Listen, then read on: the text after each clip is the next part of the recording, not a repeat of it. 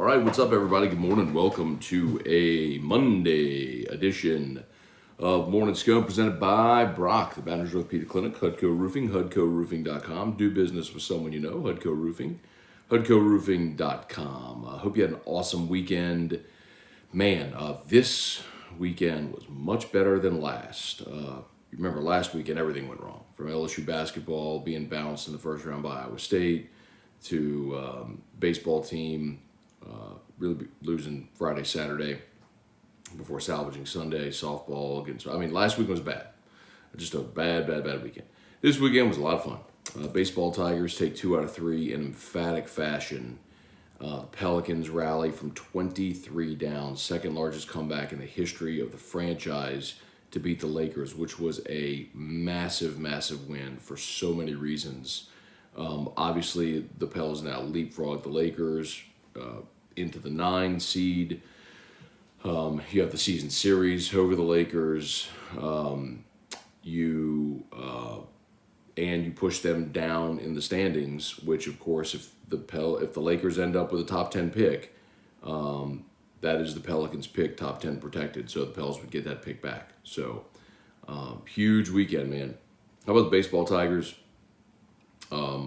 After just a really very disappointing loss on Friday, and to throw out the caveat, like, I understand on Friday you lost to Hunter Barco, who is awesome. I mean, he's a lefty he throws mid-90s, and you don't see many of those, and there's a reason he's going to be a first-round pick, and he's awesome. So you lost to Hunter Barco on Friday. There's no crime in that, but it was sort of the manner in which you lost. A lot of the same issues. You dropped 2 pop-ups in 1 inning. It was all of, you had 2 hits off of Barco through 7 innings. You were just kind of lifeless. It was all of that. Man, then you come out on Saturday and it's just a completely different feel. I mean, like I told y'all yesterday, it sounded almost like a softball game with the team chanting in the dugout. Not that it's a bad thing. It was just a very different feel, energy. And, boy, they found it on Saturday and they carried it into Sunday. They just absolutely pounded Florida the last 2 days. And, as far as a confidence boost, just to show, like, what this team can be when they play to their potential. They went 16-4 on Saturday, then 11-2 on Sunday. Let's talk a little bit about the game. I'm trying to think if I want to start offense or on the mound. I guess we could start offensively. Joe Bear homered twice. He got the scoring started with the 2-run homer to right, which kind of looked like a pop-up, but Thompson was on base because he got hit by a pitch. And then Travinski homered, and it was a 2-run homer because Dugout was on base because he got hit by a pitch, which was a theme. 8 players hit by a pitch in that game. But I think one of the big outcomes from the weekend, you have to say, is Joe Bear at DH, Travinski behind the plate. Defensively, I think McManus is just too much of a liability until Milazzo gets back. And if Travinski gives you that type of pop, and understanding the look last weekend, McManus was the leading hitter against A&M. He had 440 against A&M. But if Travinski's going to swing a good bat and he's a better defensive option, I think you have to go with Travinski until Milazzo's back. And the thing about Joe Bear, remember, Joe Bear was out of the lineup on Friday. He was out of the lineup on Friday because they're facing Barco, a lefty, and Joe Bear had struggled with lefties. Well, on Saturday, the homer he hit was against a lefty, which is massively encouraging because you can now say, okay, well, let's give him a shot next time we face a lefty and leave him in there. So that was really good to see. We did see Doty kick a ball at short late in the game, but obviously they flip Doty and Thompson, And that was one. It was with 2 outs. It was a ground ball to short toward the second base bag. He made the stop and couldn't transfer, make the flip to get out of the inning. But they still ended up getting out of the inning. So you're going to commit errors. It's just going to happen. I mean, every team does, and this isn't going to be a great team. I think they just got to figure out what the best lineup is, and I think they have it right now. Barry booted a ball at third, although I don't think they did not rule it an error, although should have. But I think you're just going to deal with some of that. But the point that I made on Friday when we were talking a lot about the errors they committed on Friday, it's like, yes, that's a problem, but that's also who you are. What we thought you'd be that you haven't been right now is a good offensive team. And they were the last 2 days. So the point is, when you go score 11 runs on 12 hits or 16 runs on 16 hits and you pound the ball all over the yard, you're not really worried about the misplay at short in the seventh. You know what I mean? So hit the ball, and it lessens and minimizes the impact of those defensive mishaps when they inevitably happen.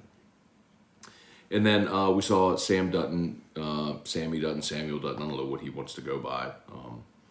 Dutton got the start, got in trouble immediately, loaded the bases on 2 walks and a hit by pitch, and they had sent Taylor down to the dugout in the first.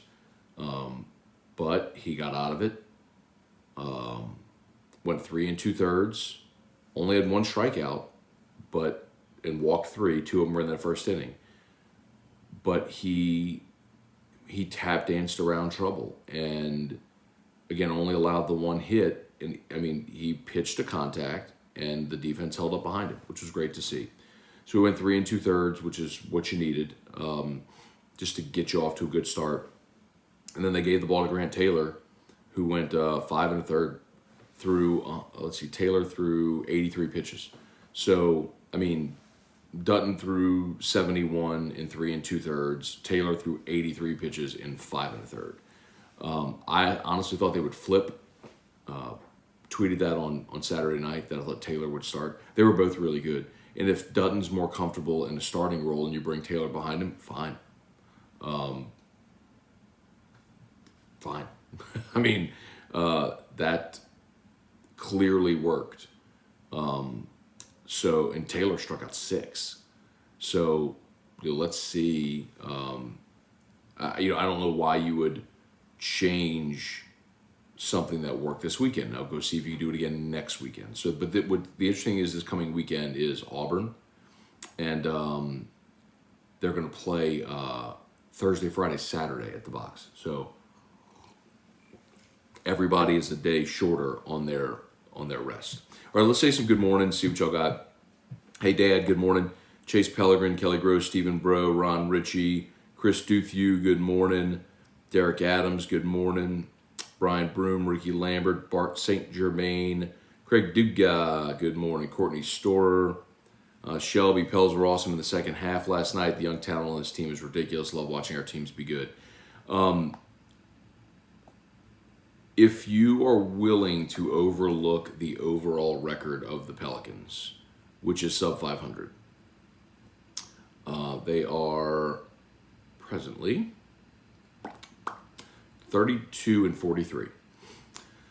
And you're going to say, they're 11 games under 500. Why are you excited about this team? Because they are above 500 post their putrid start. They've also played 24 games this year without Brandon Ingram, who's their best player. And they didn't acquire C.J. McCollum until just before the trade deadline. So when you look at what they are now with Brandon Ingram, C.J. McCollum, Jonas Valanciunas, and Zion's coming back, there's a lot of reason to be excited about this team. Charlie Cavell, Craig Dugout, Asky Rock, Will Smith, and Chris Rock stage or training for a sequel to Ali. I showed it to Erica last night. She said, "Oh, that is so fake." It was the first thing. I don't think it was, but if you missed it, you'll see it today. And I was not watching the Oscars. I saw it on Twitter. Chris Rock made a joke about Will Smith's wife, Jada Pinkett, and Will Smith went up on stage and slapped Chris Rock. and then was back in the seat yelling expletives, like, keep my wife's name out of your effing mouth. So some people saying, was it staged, was it not? You know what the crazy thing is? If you go back and watch it, when Chris Rock tells the joke, Will Smith is laughing at the joke. Now Jada is to Will's left and he can't see her, and she is staring a death stare at Chris Rock. And so you know what happened. That was Will Smith laughing, haha. He looks over at Jada, sees she's pissed, and she's like, take care of it. And that's whenever, had to be. Chuck Sanchez. What's up, Chuck? Get it? Up, Chuck? Ooh, my eyes. I didn't put my drops in this morning. Shane Henry, Charlie Cavell. How does no one get tossed with 8 hit by pitch? So here's what I'll tell you, Charlie. A lot of people were asking if they were intentional. There were only 2 that I could have argued were intentional. Because if you're going to hit somebody, you're not hitting them with an off-speed pitch. You're hitting them with a fastball. I mean, you were throwing a fastball at them. You don't lob a 72-mile-an-hour breaking ball and hit them in the back. That's not what you do.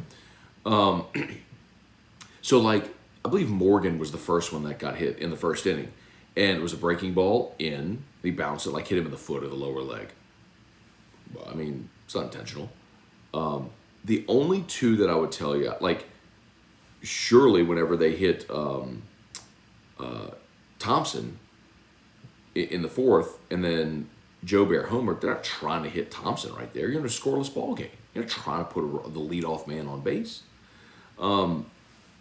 But after Joe Bear's homer, when he threw the fastball at Dugas and hit him in the arm, that one could have been. Because if you watched it, Slater, the pitcher from Florida, all the LSU dugout was chirping the whole game. And after 1/2 inning, I think it was after the second, Slater's going back to the dugout, and he's looking back and he's barking at the LSU dugout. And maybe it was in the second or third, then in the 4th is when they got off on him. And if he threw one intentionally, I think it was Dugas in the 4th. And then Travinski homered to bring, and if you watch it, Travinski pimped the homer. They hit Dugas, and then Travinski hits the homer, and he like walks up the baseline a good 10, 12 feet before he actually started his trot. So if there was one, I think it was Dugas. And then later in the game, they came in on Cruz, do a fastball, hit him in the leg. I think that's another one that could have been intentional. But those are the other ones. It was just pretty clear. On Saturday, they were pitching LSU away, and LSU was still getting the ball in the air and out the park. I mean, Joe Bear hit an opposite field homer. Cruz just detonated a ball. Barry hit one opposite field that almost left the park, off the end of the bat, almost left the park in the deepest part of the park. So I think they looked at it and said, our strategy, we can't go away because they're still hitting the shit out of it. They're still hitting the crap out of the ball. And so they were just going to say, let's see if we can jam them. And, when you don't have, A.J. Puck or,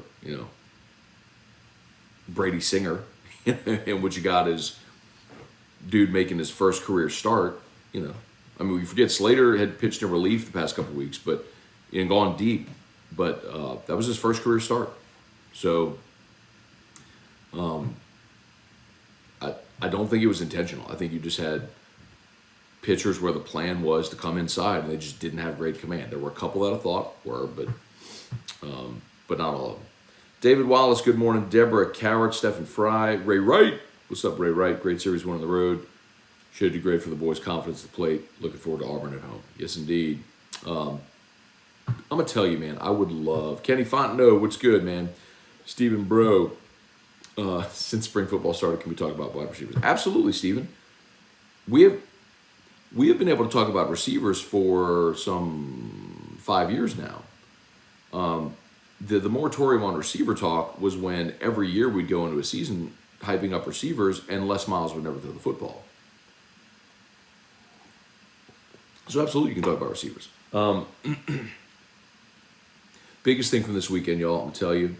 Biggest thing from this weekend for baseball. Go, and I hope y'all paid attention to it yesterday if you watched, because I mentioned it after Saturday. the energy in the dugout. Like, dudes up on the top step, into every pitch, letting the pitcher hear it when he throws a ball, chanting when they get a hit, score a run, hit a homer. The whole game, it was a relentless barrage of noise coming out of the LSU dugout. And that has not been there all year. I'm just telling you. And it was not there Friday, but it was on Saturday. So what happened Friday night after the loss? Did Jay say something? Did the players? Whatever happened, I mean, it was light switch on Saturday, and it carried over into Sunday. And suffice to say, heard from a couple of guys on the team that energy ain't going nowhere. So we'll see if they can keep it up. Trivia Carter, Weston Weaver, Matt Lusto, Jay Reach fired Jay Johnson. Strong Side, good morning. Jesse Brown. Yes, smash the like button if you would, please. If you're there on YouTube, smash that like button. And if you haven't done so yet, please subscribe to the Matt Scone YouTube channel. Appreciate it greatly. Trivia, why so many hit by pitch? Just kind of went into that a little bit. Wendell Norman, Pat Huseman, good morning. Tim Gotro, Rap in Batches. Brandon, what's good? How's True and E-Rock? They're good, thank you. E-Rock's at school, Drew's still in bed. Got to get him up in about 10 minutes. Let's see, Joe Bear brought the big stick to the park on Sunday. Did on Saturday, too. I'm telling you, the bigger one for Joe Bear is the opposite field home run he hit on Saturday, because off a lefty. If Joe Bear shows that he can hit off of lefties, then it becomes your permanent DH. And some people are like, oh, Barry, I had someone tell me this yesterday, well, Barry can't play defense. What's your option now? You want to DH him? Okay. DH Jacob Berry, put Merrifield in at third. You going to take Joe Bear out of the lineup? I'm not taking Joe Bear out of the lineup. That's the point with this team. You know they're not going to be an elite defensive team, and that's okay if you're hitting and pitching. And they've got enough arms to make it work. I mean, dude, you didn't even have to use Razelman or Fontenot. How many times yesterday on the broadcast did those yahoos from Florida continue to talk about how they haven't used Fontenot all weekend? I mean, like, I don't know that you could have, well, the only way you could have scripted that better is to have been in the game on Friday and needed them to close the game for you on Friday. But the way Saturday and Sunday went was awesome. Hilliard gave you a great start, handed it off to the next guy, finished it. Then you go into Sunday and you're able to use two guys and get through the game. I mean, you had everybody available and all you needed was those two. Great.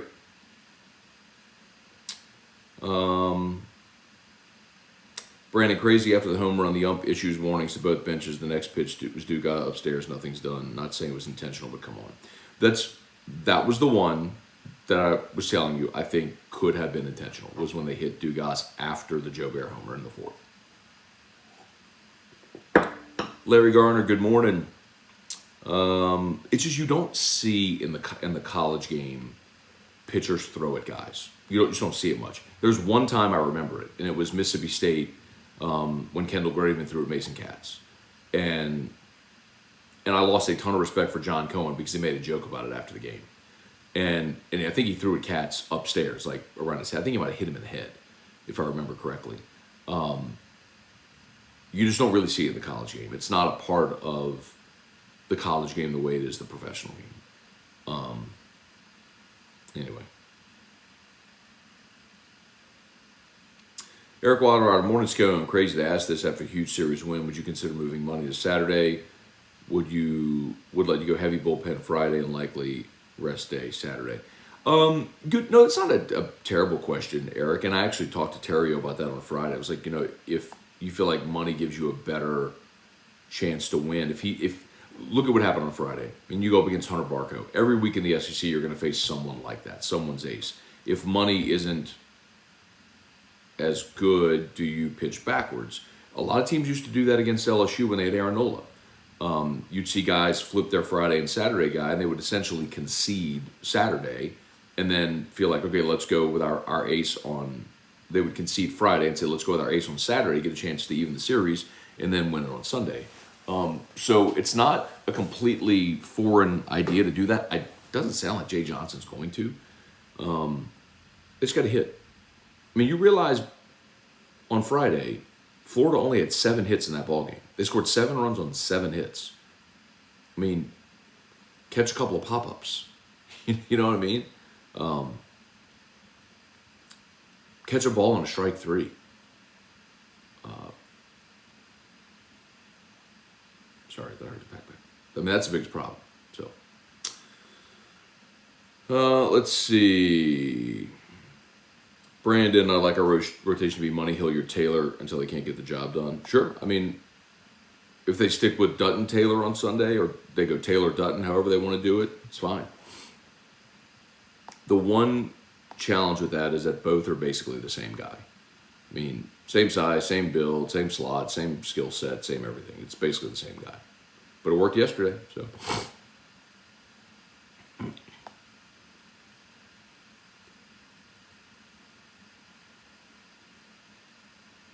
Hunter Fournette, I will say the Will Smith slap looked very similar to a WWE punch. I think he went up there without a plan.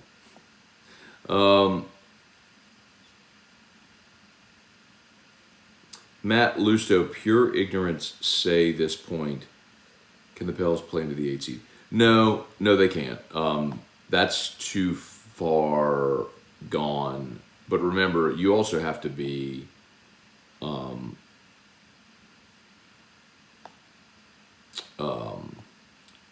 in the 6 to avoid that play-in. So like the 7 plays the 8, and the 9 plays the 10. And so the loser of the 9-10 is out.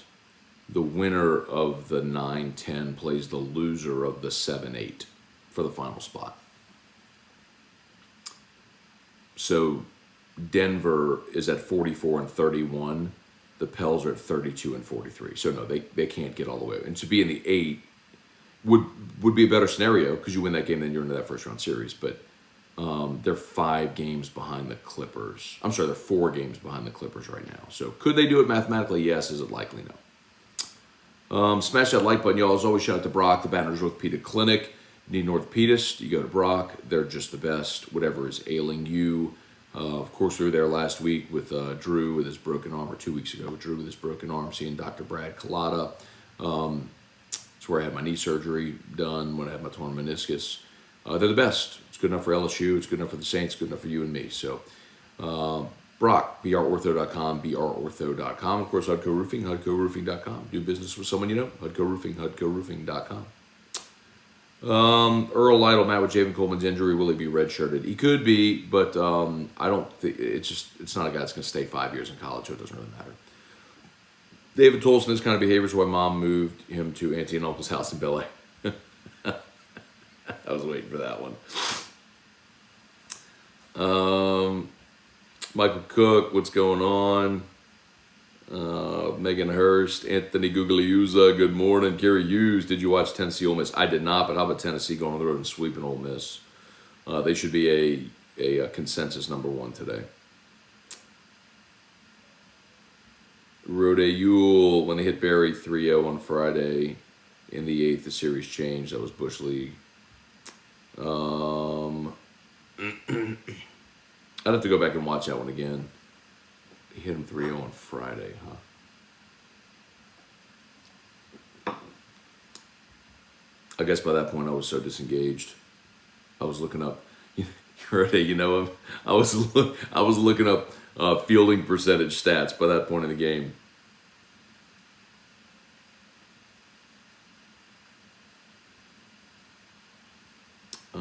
Let's see. Oh, it's 7:57. I gotta get going. All right, y'all. I'm very sorry. Matt, this morning's good. We don't cuss. That's my bad. It slipped. Fonz, what's up? Trey Guy. Have you been in any of the practices? I have not yet. Saturday, the practice, I was emceeing the Down Syndrome Awareness Group Buddy Walk. So I did not get to go Saturday. And then they practice while I'm on air on Thursday. Irfan Sayad, good morning. Jesse Post.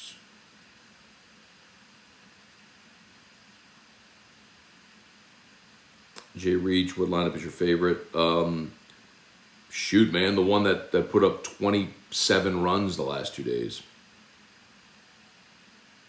All right, y'all. I got to get going. Appreciate y'all so much for watching. Smash that like button if you're on YouTube. Also, please subscribe up to the channel. Just hit the subscribe button on the channel so whenever we go live, you'll see it. Facebook, like the page, share the post. Brock, Hudco, we appreciate y'all always. I got to get Drew up and out to school. So y'all have a great day, and we'll see you for LSU Daily and AFR3. Peace.